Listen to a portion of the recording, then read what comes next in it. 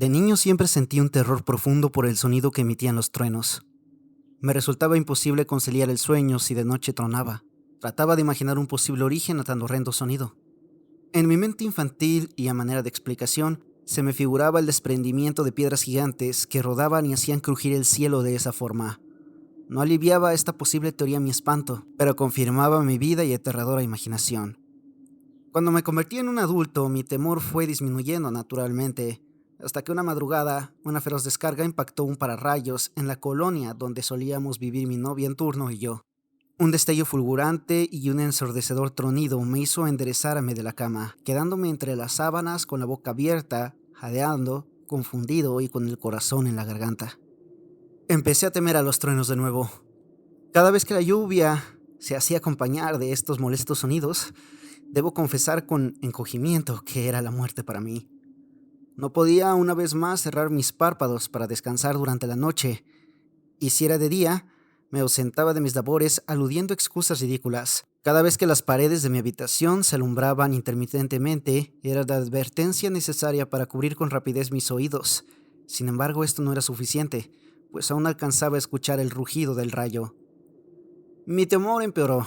Se convirtió en una fobia, brontofobia para ser precisos.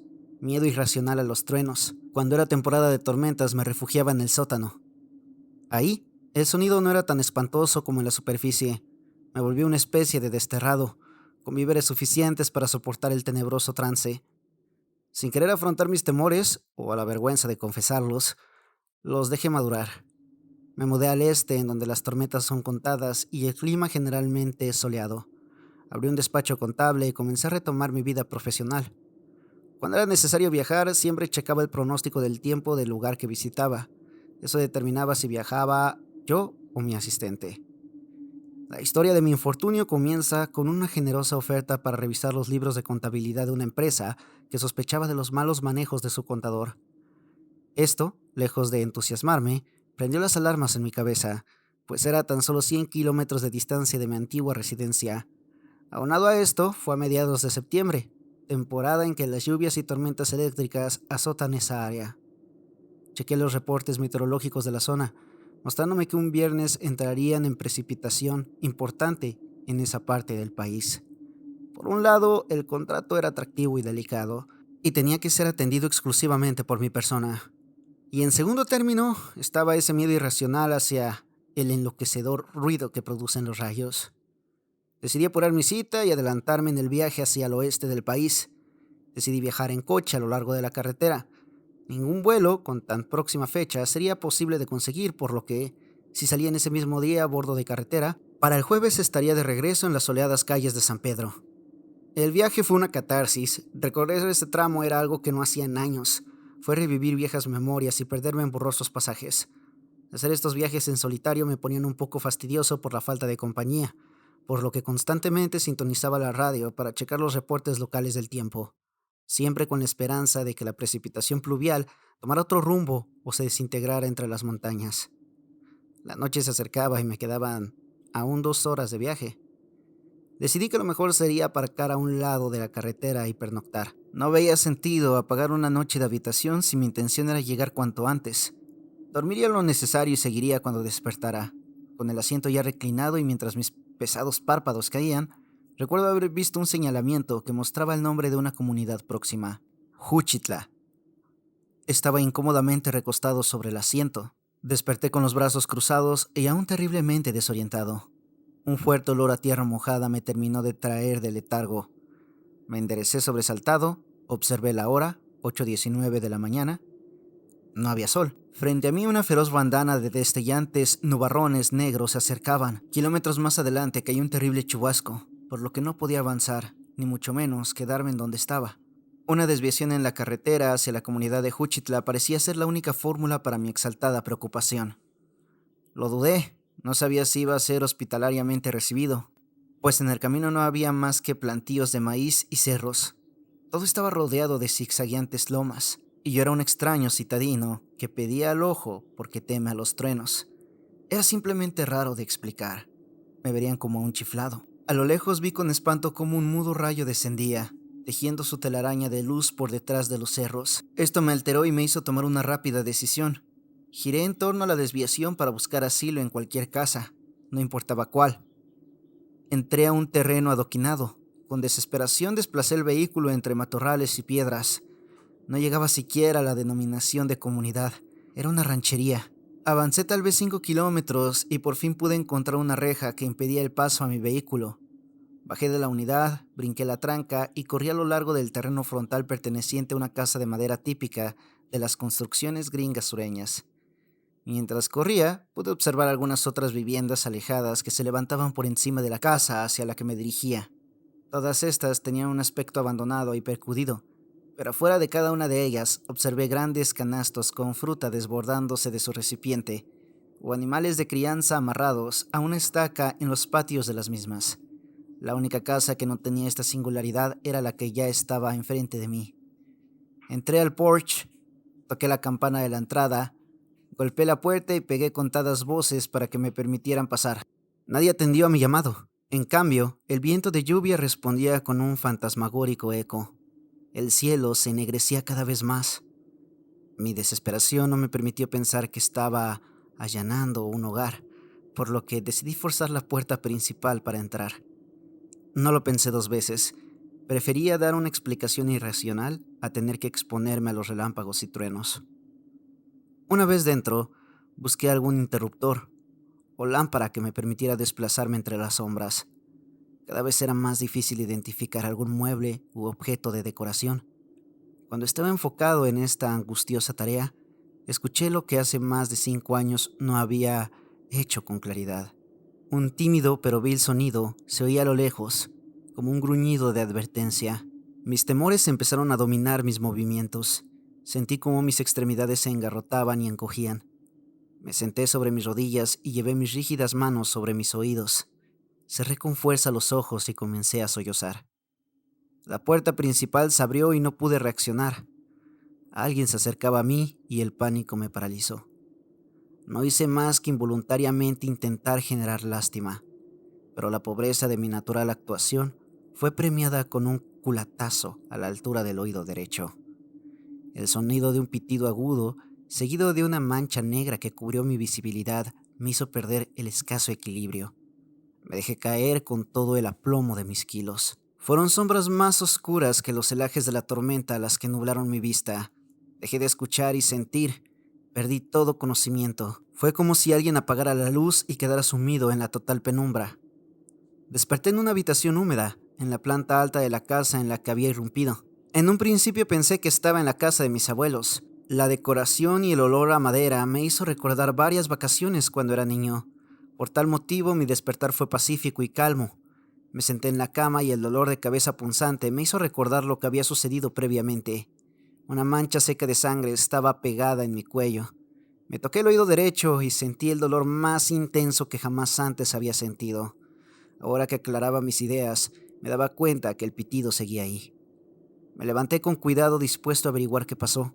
Me acerqué a la ventana como un acto natural de escape y observé la hermosa pintura que se dibujaba a través de la ventana, la cual estaba conformada por 2 cerros enormes y semipoblados de vegetación. Parecían poco explorados, pues no había veredas trazadas ni rastros de civilización sobre ellas. El cielo era una enorme alfombra gris que cubría el poco azul oscuro del cenit. Sobre mi ventana había aún gotas de lluvia resbalándose de forma errante sobre el cristal. Observé también los campos de maíz y la carretera al fondo. Comprendí todo lo que había sucedido antes de que la oscuridad me tumbara. El reflejo del cristal, sin embargo, me regaló la imagen de mi rostro. Llevaba un vendaje en la cabeza y la parte de mi oreja que quedaba fuera de las mismas tenía un tono violáceo. Una voz cansada pedía permiso para entrar por el otro lado de la puerta. Accedí con mucho temor. Un hombre que rondaba tal vez los 60 años, mal rasurado y de ceja crespa, abría la gruesa puerta de madera. Portaba una escopeta, la misma con la que de seguro me noqueó en la planta baja. Aclaró su garganta y comenzó su introducción. Escuché desde abajo que se había levantado. Mi nombre es Mateo. Quiero disculparme con usted. No quería lastimarle. Estaba oscuro por los nubarrones y le vi ahí retorciéndose y pensé que... Detuvo su justificación. Parecía asustado y confundido. Era como si se escuchase y se diera cuenta de lo ridículo que sonaba. Encontramos después un vehículo antes del portón de entrada. Supongo que es de usted. Espero no le incomode que le haya conducido hasta esta habitación. En verdad lamento lo del golpe. Ya mis ojos no distinguen bien y estaba un poco inquieto. Traté de entender al viejo, el cual no lucía como una amenaza. En sus palabras pude encontrar vergüenza y arrepentimiento, dejando de lado el temor que dejó escapar antes de interrumpirse. Comprendí que él había intentado curar mis heridas al darse cuenta que no era más que un sujeto en medio de una crisis. Procedí a presentarme. Soy Joaquín. Agradezco las consideraciones conmigo y descuide. Comprendo su actuar. Entré buscando el ojo por la tormenta. No encontré a nadie y bueno, creo que un ataque de ansiedad me derrumbó antes de su golpe. Creo que la tormenta ya pasó. Debería retirarme. Al dar un paso casi pierdo el equilibrio. El fuerte golpe en el oído me hizo perder el balance y aún ese molesto zumbido seguía causando molestia en las paredes de mi cráneo. Espere, creo que debe recuperarse primero. Me siento apenado y profundamente culpable de esto. Aparte, otra tormenta fuerte se espera. La primera ha sucedido, pero la segunda viene en camino. Si su dirección es cruzando las montañas, le aconsejaría esperar. La carretera es peligrosa cuando llueve y más de noche. Puede quedarse en esta habitación. Guarde sus cosas en este closet si gusta. Es muy amplio. Nosotros dormimos en la planta baja. ¿Con su esposa? No, perdón, no lo mencioné. Es mi hijo Ethan. Está abajo cenando. ¿Gusta acompañarnos? La oscuridad de la noche estaba comiéndose cada rincón de la casa. Con una lámpara de queroseno, alumbrábamos nuestros pasos descendentes con dirección a la primera planta. Cada vez que hay tormentas nos cortan la electricidad, replicó Mateo. Me encontraba nervioso, pues no tendría un refugio seguro para mí desde una habitación con vista abierta hacia las montañas. Los truenos y relámpagos destruirían mis nervios. Observaba y agudizaba la vista para encontrar algún acceso a un sótano o cualquier escondite que me resguardara de los truenos. ¿Sabe? Es una fortuna que haya llegado en esta temporada. Le explicaré mientras cenamos. Tenemos aún un poco de tiempo antes de la tempestad. Ethan. Lo miré fijamente antes de que me fuera presentado. Era un niño de 12 años aproximadamente. Cenaba con la cabeza baja y mirando con el rabillo del ojo. Tenía el cabello revuelto y la carita sucia por la comida. Él es mi hijo Ethan. No habla. Perdió el habla hace un año. Me senté frente a él. Nunca levantó la mirada. Lo saludé amistosamente y enseguida me concentré en servirme una taza de café. Dudé en soltar una incómoda pregunta. Me lo pensé un par de veces, pues el presente en cuestión podría sentirse ofendido, pero parecía estar ausente de nuestra presencia. ¿Puedo preguntar cómo perdió el habla? Mi anfitrión se aclaró un poco la garganta una vez más e hizo una expresión de asombro. Hace un año. Mateo tomó asiento, recargando su arma contra la mesa. Se percató que mi mirada se posaba sobre ella. No se preocupe. No es para usted. De nuevo, es por protección en contra de los que vienen con los truenos. Se hizo un silencio aún más embarazoso que el anterior. No comprendía lo que decía el viejo. Se sirvió también una taza de café y prosiguió. Cada año, cuando tenemos alguna tormenta eléctrica, como esta que se avecina, suceden cosas que son difíciles de relatar. Inclusive diría que me siento un poco tonto contándole esto, pero es la realidad. No comprendo. ¿Quiénes vienen con los truenos? Bueno, le pido por favor que escuche sin juzgar. Hizo una pequeña pausa, resopló y lanzó. Existe una leyenda en la localidad. Nadie sabe cómo nació o desde cuándo comenzó a propagarse. Los más viejos contaban que desde antes de sus abuelos ya se hablaba de esta historia. Por respeto a los ancianos, nadie cuestionaba ni contradecía sus viejas costumbres y tradiciones que sucedían año con año en la época de tormentas. Se dice que con los rayos, con el sonido de los truenos, Seres extraños que viven en cuevas o en enormes madrigueras despiertan de su sueño para bajar de las colinas a buscar a aquellos que no les temen. Los relámpagos alumbran el camino de estos engendros. No podría describirte la fealdad de estos seres, pues nadie tiene la idea clara de cómo son en realidad. Nunca habían sido vistos por nadie, ni nadie quería comprobar tampoco la existencia de estos. Ninguno se aventuraba a quedarse en sus casas en esta época. No había prueba formal de que los extraños hubieran sido observados por alguna de las generaciones de esta localidad, a excepción de Ethan. Hace un año sus padres biológicos al parecer tuvieron una demora en el momento de abandonar su casa. Fue la última familia en retirarse y la tormenta estaba cerca. En su prisa por dejar el hogar, no se percataron que habían olvidado a uno de sus hijos. Ethan de seguro se quedó dormido o se distrajo jugando. Los desconsiderados padres se fueron dejándolo solo a su suerte. Tal vez observaron que algo empezaba a bajar de la colina y no tuvieron más opción que salvar a sus demás hijos. Yo no creía en esta vieja historia, pero recuerdo que mis padres y yo pasábamos esta temporada en casa de los abuelos, al sur del estado, y seguí con la tradición. Todos los vecinos del lugar dejan ofrendas para ellos, afuera de sus casas, productos de sus cosechas, algún animal de granja amarrado, qué sé yo. Cuando volvíamos, nada de lo que habíamos ofrendado estaba. Sé que pensará que cualquier bribón podría habérselo llevado, pero el año pasado, cuando volví, no solo me percaté que mi ofrenda había sido tomada, también encontré a Ethan dentro de mi casa, escondido en el closet de la habitación que le he ofrecido, temblando y dañado mentalmente. No sé qué habrá visto el muchacho.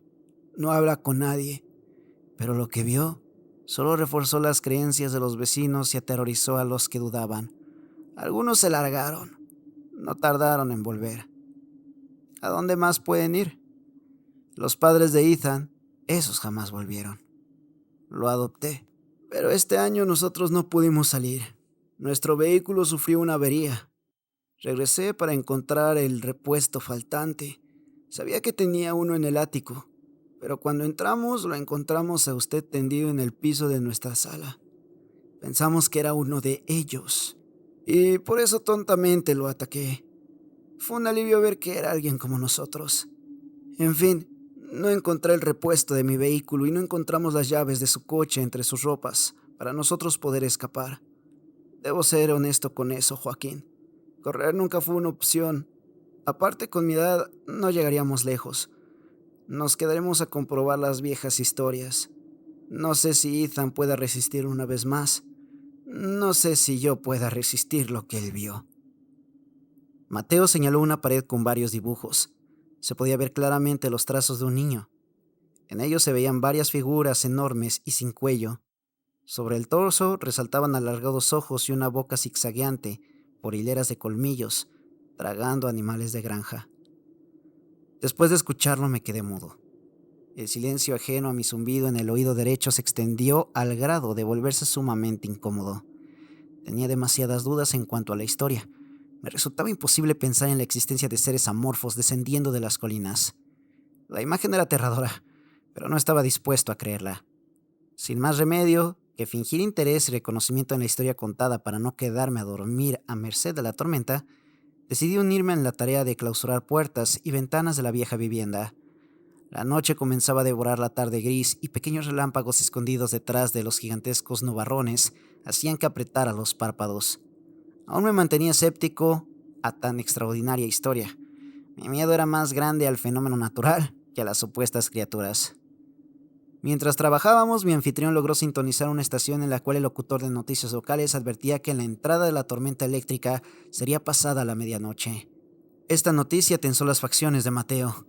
Intentó animarse comentando lo oportuno que fue el estar colocando protecciones en las entradas. Sin embargo, su rostro no me dejaba tranquilo. Era la pintura perfecta de la pesadumbre, de la angustia y el horror. Cuando el trabajo fue concluido, Mateo insistió que yo debería resguardarme en mi habitación, que, estando herido y desbalanceado, no podría hacer más. Solo en caso de algo urgente me llamaría. Me despedí de Ethan revolviendo su negra cabellera. Estaba tan ausente. Ya en mi cuarto, lo primero que hice fue poner la sábana de la cama sobre la ventana. Resolví esperar una hora para comenzar a buscar el ático en el hogar. Ahí pasaría la noche, oculto de los truenos y relámpagos. Minutos antes de la medianoche me quedé dormido y desperté observando mi reloj. Faltaban 15 minutos para la medianoche. Me enderecé y escuché cómo el aire empezaba a levantar algunas hojas secas, generando un aullido que se colaba por los maderos de mi habitación. El sonido de algunos alambres chocando entre sí por la fuerza del viento me comenzó a aterrar.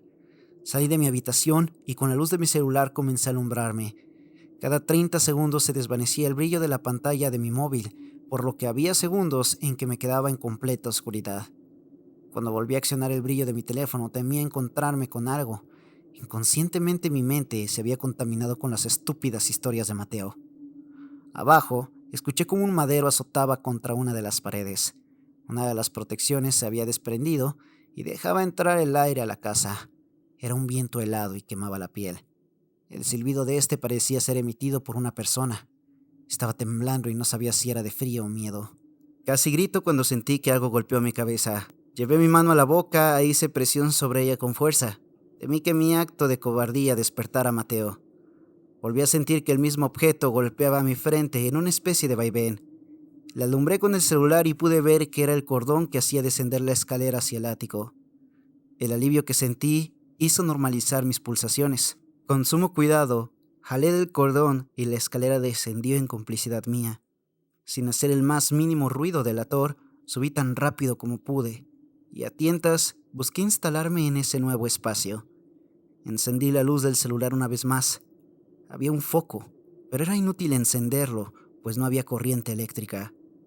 Con la poca luz pude observar que en el ático había muchos viejos diarios apilados y algunos frascos conservando en alcohol objetos los cuales no quise advertir.